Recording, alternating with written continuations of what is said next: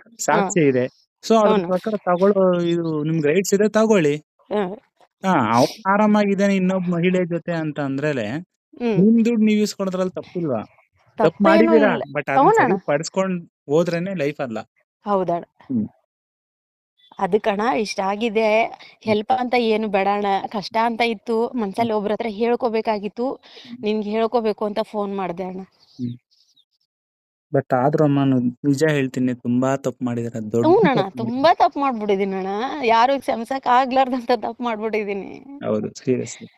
ಹ್ಮ್ ಅಂತ ಒಳ್ಳೆ ಗಂಡನ್ಗೆ ನೀವ್ ಈ ತರ ಮಾಡಬಾರ್ದಿತ್ತು. ಬಟ್ ಅವ್ರದ್ದು ತಪ್ಪಿದೆ, ನಿಮ್ ಗಂಡನ್ಗೆಲ್ಲ 33 ವರ್ಷ, ಅವ್ರಿಗೆ ಇನ್ನ 10 ವರ್ಷಕ್ ಮದುವೆ ಆಗಿದಾನಂತೆ. ಬೇಸಿಕ್ ಕಾಮನ್ ಸೆನ್ಸ್ ಇರ್ಬೇಕಿತ್ತು ನಿಮ್ ಗಂಡನ್ಗೆ. ಇರ್ಲಿಲ್ಲ ಅಣ್ಣ, ಹಳ್ಳಿ ಸೈಡು ಮಾಡ್ಬಿಡ್ತಾರೆ. ಹಳ್ಳಿ ಸೈಡ್ ಹ್ಮ್ ಆದ್ರೂ ಅವ್ನ್ ಬುದ್ಧಿ ಇರ್ಬೇಕಾಗಿತ್ತಲ್ಲಮ್ಮ ನಿಮ್ ಗಂಡನ್ಗೆ. ಯಾ ನಿಮ್ಗೆ ಇರ್ಲಿಲ್ಲ ಅಣ್ಣ. ಈಗ 9 ವರ್ಷ 10 ವರ್ಷಕ್ ಮದುವೆ ಮಾಡ್ತಾರೆ ಅಂತಂದ್ರೆ ಇನ್ನ ಯಾವ ಜನರೇಷನ್ ಅಲ್ಲಿ ಇದೀರಾ ನೀವಂತ ನನ್ಗೆ ಅರ್ಥನೇ ಆಗ್ತಿಲ್ಲ. ಅಣ್ಣ ಹಿಂಗೆ ಮಾಡಿರೋದಣ್ಣ ನನ್ ಮದ್ವೆನ. ಹ್ಮ್ ಈಗ ತಪ್ಪೆಲ್ಲ ಮೂಲ ಕಾರಣ ನಿಮ್ ತಾಯಿನೇ ಅಮ್ಮ, ನಾನು ಇರೋದು ಹೇಳ್ತೀನಿ. ಸತ್ಯ ಅಣ್ಣ, ನಮ್ ತಾಯಿ ನಿಮ್ ನಮ್ಮ ಮನೆಗೆ ತಾಯಿನೇ ಎಲ್ರು ನಿಮ್ ಲೈಫ್ ನ ಹಾಳು ಮಾಡಿದ್ದಾರೆ. ಊರ್ನಣ್ಣ ತವ್ರ ಮನಿ ಅಂತ ಹೇಳ್ಬಿಟ್ಟು ಕೊಟ್ಟು ಹಾಳು ಮಾಡ್ಬಿಟ್ರು. ನಿಮ್ ತಾಯಿ ತಪ್ಪು ಮಾಡಿದ್ರು ಅಂತ ನೀವ್ ತಪ್ಪು ಮಾಡಿದ್ರಿ, ನೀವ್ ತಪ್ಪು ಮಾಡಿದ್ರೆ ಅಂತ ನಿಮ್ ಗಂಡನ್ ತಪ್ಪಾಯ್ತು, ನಿಮ್ ಗಂಡ ತಪ್ಪು ಮಾಡ್ದಂತ ಇಟ್ಕೊಂಡವನು ತಪ್ಪು ಮಾಡ್ದ. ಎಲ್ಲರೂ ತಪ್ಪು ಮಾಡ್ಬಿಟ್ರಣ್ಣ.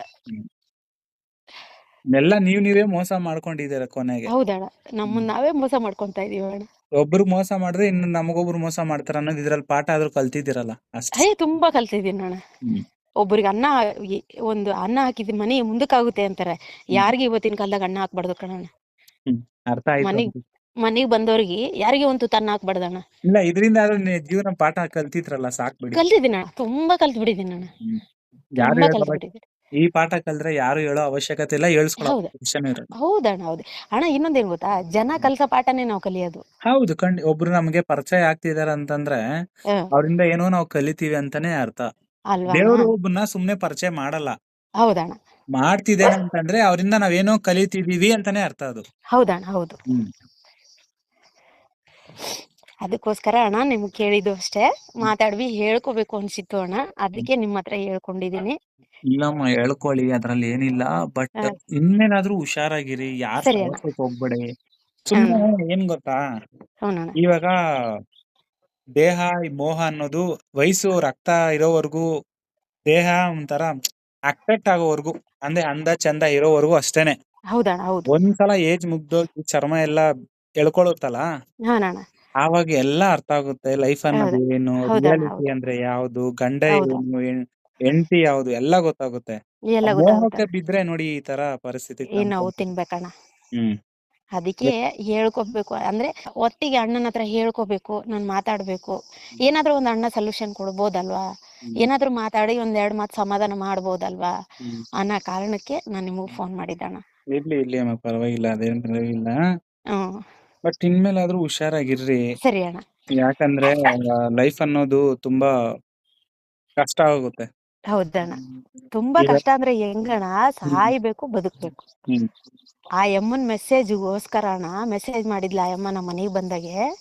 ಮೆಸೇಜ್ ತೋರ್ಸಪ್ಪಿ ಯಾವ್ದದು ಅಂತಂದ್ರೆ, ಮೆಸೇಜ್ ತೋರ್ಸಲ್ಲ ಏನ್ ಮಾಡ್ತೀಯ ಅಂತು. ಇಲ್ಲ ತೋರ್ಸು, ನೀನ್ ತೋರ್ಸ್ಲಿಲ್ಲ ಅಂದ್ರೆ ಸಾಯ್ತೀನಿ ನೋಡು ಅಂದೆ. ಸತ್ರು ಪರವಾಗಿಲ್ಲ ಮೆಸೇಜ್ ತೋರ್ಸಲ್ಲ ಅಂದ. ನೇಣ್ ಹಾಕೊಂಡ್ಬಿಟ್ಟೆ ಅಣ್ಣ. ನೇಣ್ ಹಾಕೊಂಡ್ರೆ ಬಂದ್ಬಿಟ್ಟು ಅದನ್ನ ಹಗ್ಗ ಬಿಚ್ಚಿ ಸೀರೆ ಬಿಚ್ಚಿ ಇದನ್ ಮಾಡಿದ ತಕ್ಷಣ ಓದವನು ಒಳ್ಳಿ ಇನ್ನೂವರೆಗಾದ್ರೂ ಪತ್ತೆ ಇಲ್ಲ ಅಣ್ಣ. ಈ ತರ ಇಂಥವನ್ನ ನೀವು ಇಷ್ಟಪಟ್ರಾ? ಇಂಥವ್ನ ಇಷ್ಟಪಟ್ಟೆ ಅಣ್ಣ. ಆದ್ರೆ ಎಲ್ರು ಹೇಳಿದ್ರು, ಆ ಊರನ್ನವ್ರು ಎಲ್ರು ಹೇಳಿದ್ರು, ಅಕ್ಕ ಬ್ಯಾಡ್ವೆ, ದೊಡ್ಡೋರ್ ಇದ್ದವ್ರ ಅಕ್ಕ ಅಂದ್ರು, ಚಿಕ್ಕವ್ರು ಇರೋ ತಂಗಿ ಅಂದ್ರು, ಬೇಡ ಇವ್ರೆಲ್ಲ ಮೋಸ ಮಾಡಿ ಹೋಗೋನೇನೆ, ನೀನ್ ಒಬ್ಳೆ ಅಲ್ಲ ಅಂದ್ರೆ ನೀವೇನ್ ಹೇಳ್ತೀರಾ ಬಿಡ್ರು, ಎಲ್ರು ಫಸ್ಟ್ಗೆ ಹಿಂಗೆ ಹೇಳೋದಲ್ವಾ. ಇವತ್ತೇ ಪ್ರತಿ ಒಂದ್ ಮಾತುಗಳು ನೆನಪಾಗ್ತಾ ಇದಾವಣ್ಣ. ಇನ್ಮೇಲೆ ಅದ್ರ ಬುದ್ಧಿ ತಗೊಂಡು ಚೆನ್ನಾಗಿರಿ ಲೈಫ್ ಅಲ್ಲಿ. ಯಾಕಂದ್ರೆ ಒಳ್ಳೆ ಲೈಫ್ ಇದೆ, ಅದನ್ನ ಹಾಳು ಮಾಡ್ಕೊಂಡು ಇನ್ನ 36 ವರ್ಷ ಅಲ್ವಾ, 36 ವರ್ಷ ತುಂಬಾ ಇದೆ ಲೈಫು. ಅದ್ರ ಬಗ್ಗೆ ಫೋಕಸ್ ಮಾಡಿ. ನಾನು ಎಲ್ಲರಿಗೂ ಹೇಳೋದು ಇಷ್ಟೇನೆ, ನಿಮ್ ಲೈಫ್ ನ ನೀವು ರಿಸ್ಕ್ ಅಲ್ಲಿ ಇಟ್ಕೊಳಕ್ ಹೋಗ್ಬೇಡಿ. ನಿಮ್ ಲೈಫ್ ಯಾರಾದ್ರೂ ರಿಸ್ಕ್ ಇಡಾಕ್ ಬರ್ತಿದಾರೆ ಅಂದ್ರೆ ಅವ್ರ ಲೈಫ್ ನ ರಿಸ್ಕ್ ಮಾಡ್ಬೇಕೆ ಹೊರತು ನಿಮ್ ಲೈಫ್ ನ ನೀವೇ ರಿಸ್ಕ್ ಮಾಡ್ಕೋಬಾರ್ದು. ಅಂದ್ರೆ ಅಣ್ಣ, ನನ್ಗೆ ಹೆಂಗ್ ಅವ್ರು ಯಾಮಾರಿಸ್ಬಿಟ್ರು ಅಂದ್ರೆ, ಮುದ್ದತೆಯಿಂದ ಯಾಮಾರಿಸ್ಬಿಟ್ರು ಅಣ್ಣ. ಅಂದ್ರೆ ಇದ್ರಲ್ಲಿ ಹೊಡೆದ್ಬಿಟ್ರು ಅವ್ರು. ಹೆಂಗಂದ್ರೆ ನಮ್ದ್ ಬಡತನ ಇದೆ, ಹ್ಮ್ ತಿನ್ನಕ್ ಅನ್ನ ಇಲ್ಲ, ಓ ಅಕ್ಕಿ ಇಲ್ಲ, ಮುಗ್ಧತೆಯಿಂದ. Okay okay okay okay okay. ಈ ತರದಿಂದ ನನ್ಗೆ ಹೊಡೆದಿದ್ದವ್ರು. ಹ್ಮ್ ಯಾಕಂದ್ರೆ ನನ್ ಚಿಕ್ಕ ವಯಸ್ಸಿಂದ ಬಡತನ ರೀತಿನೇ ನೋಡ್ಕೊಂಡ್ ಬಂದಿದ್ದ, ತಿನ್ನಕ್ ಅನ್ನ ಇಲ್ದೆ, ಉಡಕ್ ಬಟ್ಟೆ ಇಲ್ದೆ, ಹ್ಮ್ ಈ ತರನೇ ನಾನ್ ನೋಡ್ಕೊಂಡ್ ಬಂದಿದ್ದೆ. ಹ್ಮ್ ಅದನ್ನ ಏನ್ ಮಾಡ್ದೆ, ನನ್ ತರನೇ ಅಲ್ವಾ ಅವ್ರದ್ದು ಜೀವನ ಹ್ಮ್ ಅನ್ಕೊಂಡು ನಾನ್ ಬಂದೆ ಅಣ್ಣ. ಹ್ಮ್ ಹಂಗಾಗಿ ನನ್ಗ ಹೊಡೆದಿದ್ದ ಅಣ್ಣ ಅದು. ಹ್ಮ್ ಹ್ಮ್ ಹೋಗ್ಲಿ ಅಪ್ಪ ಬಿಡಿ. ನಮ್ಮ ಅಪ್ಪ ಅಮ್ಮಂಗ್ ಲಾಸ್ಟಿಗೆ ಹೋಗಿ ಹೇಳ್ದೆ, ಹ್ಮ್ ಅಮ್ಮ ಹಿಂಗೆಲ್ಲಾ ಇದೆ, ಹ್ಮ್ ಹಿಂಗಾಗೈತಿ, ಬಿಡು ನಿನ್ ಗಂಡ ಜೀವನ ಅಂತೂ ಹಿಂಗಾಗೋಯ್ತು, ಅವ್ರ ಜೊತೆಗಾದ್ರೂ ಚೆನ್ನಾಗಿದ್ಯಾ, ಚೆನ್ನಾಗಿರು ಅಂತ ಹೇಳ್ತು. ಹ್ಮ್ ಸರಿ ನಮ್ಮ ಆಯ್ತು ಅಂದೆ. ಇವತ್ತು ಹಿಂಗಾಯ್ತು ಅಣ್ಣ. ಹಂಗಾಗಿ ನಿಮ್ ಹತ್ರ ಹೇಳ್ಕೋಬೇಕು ಅನ್ನೋದು ಒಂದೇ ಉದ್ದೇಶಕ್ಕೆ ಹೇಳ್ಕೊಂಡಿದ್ದೀನಿ ಅಣ್ಣ. ಇವತ್ ಮನಸ್ಸು ಹಗುರಾಗಿದೆ ಅಣ್ಣ. ಹ್ಮ್ 1.5 ಲಕ್ಷ ದುಡ್ಡು ಹೆಂಗಾರ ಹೊಂದಿಸ್ಕೊಂಡು ಜೀವನ ಅದನ್ನ ಹೊರಗೆ ತಗೊಂಡ್ ಬಂದು ಜೀವನ ಮಾಡ್ತೀನಿ ಅಣ್ಣ. ಓಕೆ ಅಮ್ಮ, ಆಯ್ತು, ಹುಷಾರಾಯ್ತಾ? ಅಣ್ಣ.